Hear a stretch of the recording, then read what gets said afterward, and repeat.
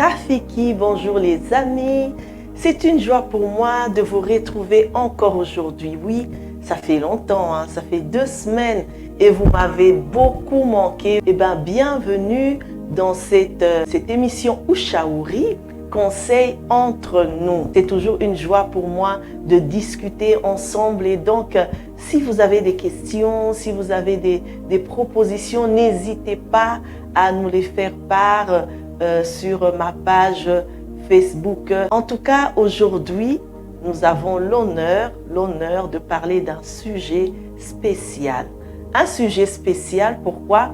Parce que nous avons fêté le dimanche 12 mai, nous avons fêté les mères. Ah oui, nous avons fêté les mères. Vraiment, c'est une joie de reconnaître cette qualité que Dieu a donnée à une femme de porter la vie, d'être porteuse de vie.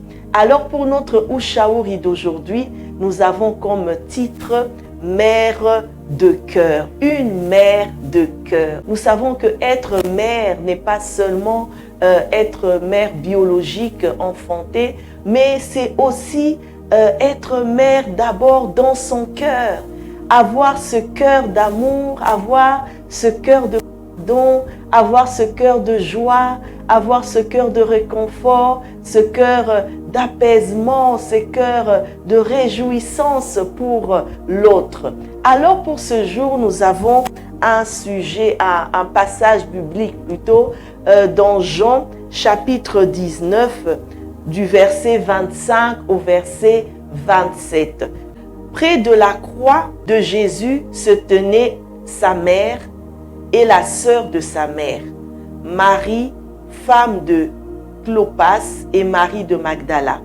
Jésus, voyant sa mère et auprès d'elle le disciple qu'il aimait, dit à sa mère, « Femme, voilà ton fils. » Puis il dit au disciple, « Voilà ta mère. » Et dès ce moment, le disciple l'a pris chez lui.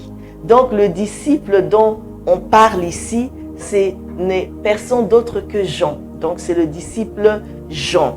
Alors ce passage biblique, cette phrase que Jésus a prononcée, femme, voici ton fils, et fils, voici ta mère, c'est une révélation.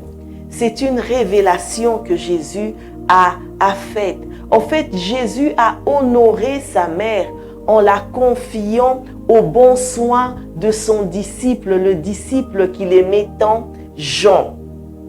Et on ne sait pas que, en fait, ses frères et les frères de Jésus étaient en Galilée, donc ils ne pouvaient pas prendre soin de leur maman ni la réconforter. Donc cette maman avait un cœur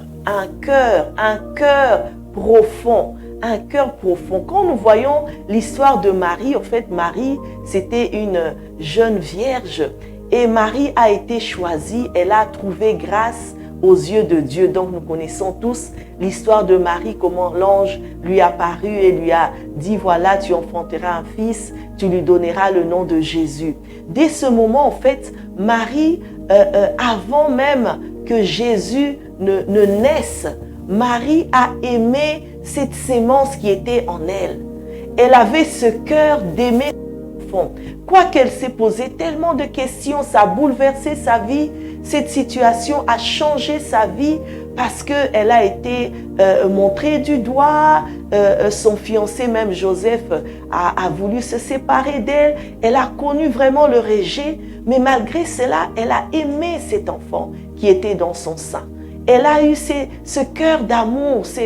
Elle était cette mère déjà qui portait en elle l'enfant Jésus, mais une mère qui avait un cœur. Et on voit le parcours de Marie. Marie a traversé tellement d'épreuves, tellement de défis, tellement de difficultés. Elle a dû fuir, elle a dû traverser des moments difficiles. Elle a accouché dans des conditions qui étaient vraiment difficiles. Elle a vécu vraiment des moments pas faciles, mais Dieu ne l'a pas abandonnée. Dieu a été là pour elle. Et Jésus, tout au long de sa vie, la vie qu'il a passée avec sa mère, il a observé cette femme. il a vu que cette femme avait un cœur, que cette femme était remplie d'amour. En fait, cette femme, elle a eu son enfant, mais elle a accepté de partager cet enfant avec l'humanité. Vous vous rendez compte? Elle a accepté de se débarrasser de son enfant, de voir son enfant mourir à la croix d'une mort atroce. Elle a accepté ça parce qu'elle savait que Jésus avait une mission. Et la mission que Jésus avait, c'était de sauver l'humanité. Marie avait un cœur. Elle avait un cœur. Elle avait un cœur. Marie, c'était une femme qui guidait. Elle a guidé Jésus. On voit qu'elle n'a pas laissé tomber Jésus. Elle a soutenu Jésus dans son ministère. Elle était toujours là à côté. Elle était présente. Elle a vraiment été un guide pour Jésus. Marie avait une oreille attentive. Elle écoutait la voix de Dieu.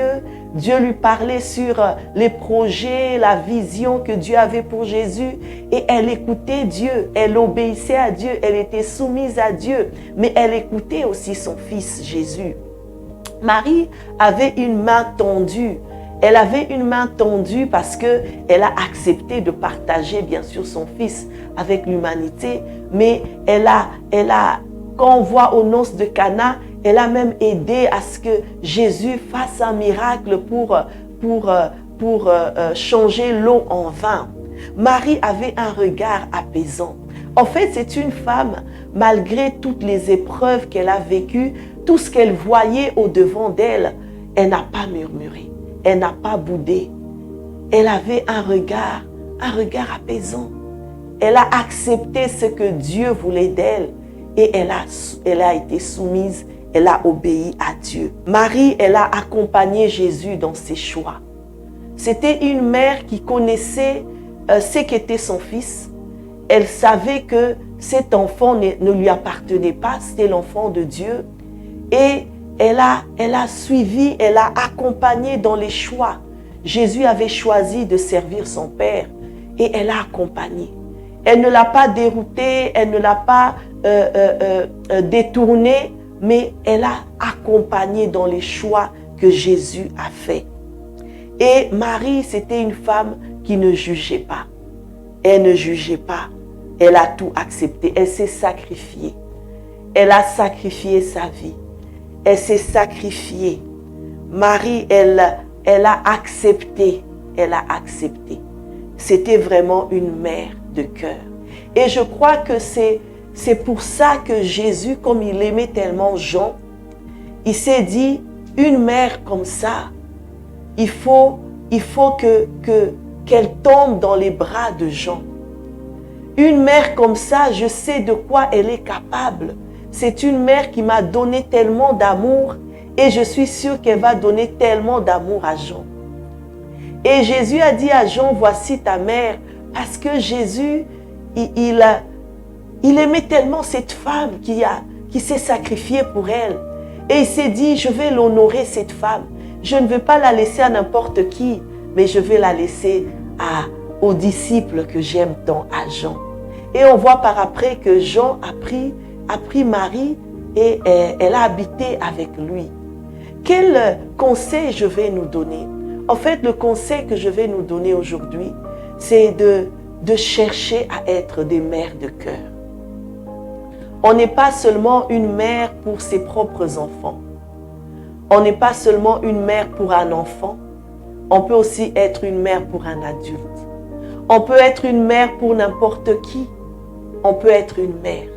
Et ce à quoi Dieu nous appelle en tant que mère, c'est d'abord d'avoir de l'amour. C'est d'avoir le pardon. C'est d'avoir un cœur doux. C'est d'avoir un cœur qui écoute, un cœur qui conseille, un cœur qui guide, un cœur qui accepte, un cœur qui se sacrifie pour l'autre. Alors, avant d'être des mères biologiques, soyons d'abord des mères de cœur. C'est pourquoi je dis que la fête des mères, c'est vraiment un jour spécial où nous nous rappelons combien, en tant que femme, toute femme est appelée à être mère. Nous nous rappelons comment Dieu nous aime tellement qu'il nous a donné cette qualité-là. Il nous a donné ce don d'être porteuse de vie. Marie a porté la vie en elle et elle a communiqué cette vie autour d'elle. Pas seulement autour d'elle, pas seulement à son époque, mais cette vie-là a bénéficié de beaucoup de personnes. Jusqu'à aujourd'hui, l'humanité entière connaît Jésus. L'humanité entière a bénéficié de ce que Marie lui a donné. Alors soyons des mères de cœur, des mères qui portent la vie et qui la transmettent aux autres. Alors je vais vous inviter à prier avec moi. Éternel notre Dieu, nous te rendons grâce et nous te bénissons. Nous te disons merci d'un cœur reconnaissant parce que nous nous rappelons, Seigneur, combien tu nous aimes, combien tu aimes les femmes. Chaque femme que tu as créée, Seigneur, à ton image et à ta ressemblance, et tu lui as donné ce don, Seigneur, d'être porteuse de vie. Seigneur, je te rends grâce et je te glorifie parce que tu donnes à chaque femme aussi, Seigneur, ce cœur de mère, ce cœur d'amour, ce cœur de pardon, ce cœur de joie, ce cœur, Seigneur, qui accepte l'autre malgré ses faiblesses, malgré ses défauts, malgré ses erreurs, Seigneur. Je te rends grâce et je te glorifie pour chaque femme. Ce jour, Seigneur, je prie que tu étendes ta main.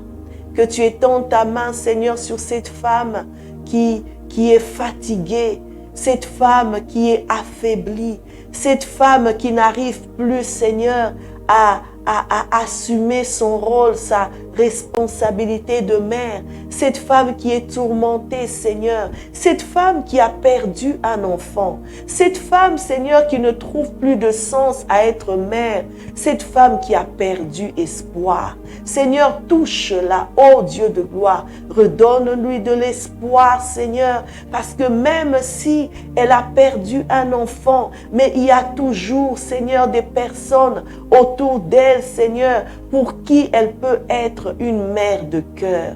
Seigneur, merci de toucher les cœurs des femmes. Merci de transformer les cœurs. Merci d'essuyer les larmes, Seigneur, et de donner toujours la joie d'être mère, la joie de porter la vie en elle, la joie de transmettre, de communiquer ta vie, Seigneur, autour d'elle. Que toute la gloire te revienne.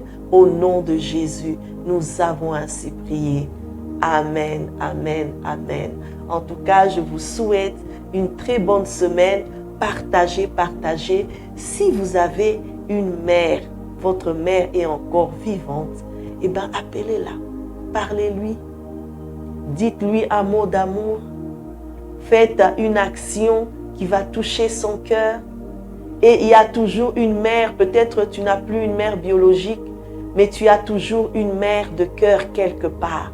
Ça peut être quelqu'un de ta famille, ça peut être quelqu'un dans ton entourage, dans ton église. Eh bien, fais du bien à cette mère. Honore-la, elle en a besoin. Et ça fait toujours chaud au cœur de recevoir une parole d'amour, de recevoir un geste d'amour. En tout cas, que Dieu vous bénisse.